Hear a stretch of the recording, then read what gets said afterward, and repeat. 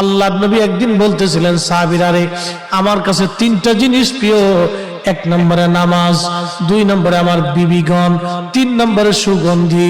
এক নম্বরে নামাজ আমি নবীর কাছে প্রিয়, সালাত আমি নবীর কাছে প্রিয়, নামাজ আমি নবীর কাছে প্রিয়।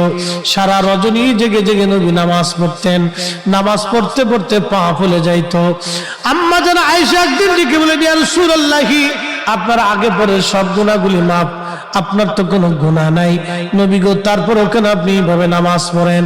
আল্লাহর নবী ডাক দিয়ে বলেন আয়েশা রে আমি কি আল্লাহর শুকরগুজার বান্দা হব না? আমি কি আল্লাহর কৃতজ্ঞ বান্দা হব না? আমি কি রব্বে কারীমের দরবারে কৃতজ্ঞতা প্রকাশ করব না রে আয়েশা? আল্লাহর হাবিবের কাছে প্রিয় ইবাদতের নাম হলো সালাত, নামাজ।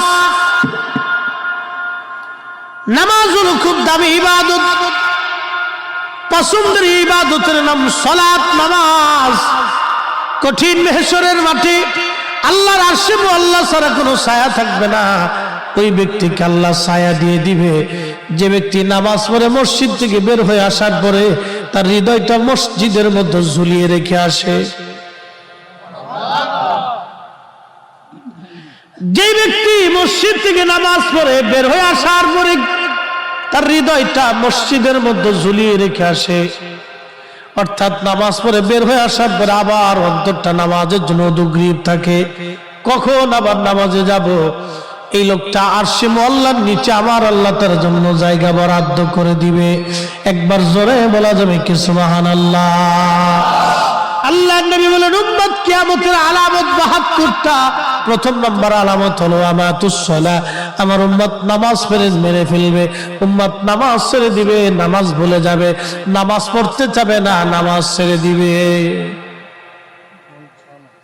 উম্মত নামাজ ভুলে যাবে, নামাজ, সালাত সালাত সালাত।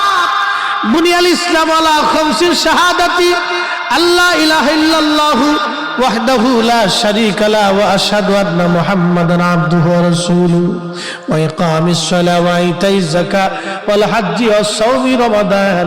নবীজি বললেন ইসলামের বেড়া হলো ৫টা, স্তম্ভ হলো ৫টা। প্রথম নম্বরে কালেমা, তাওহীদের সাক্ষ্য এবং রিসালাতের সাক্ষ্য।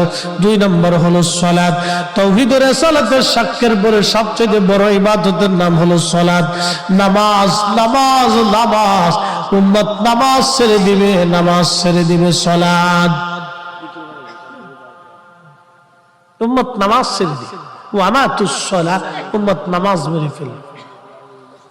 সফল কাম হতে হলে আল্লাযীনা ইউমিনুনা বিল গায়ব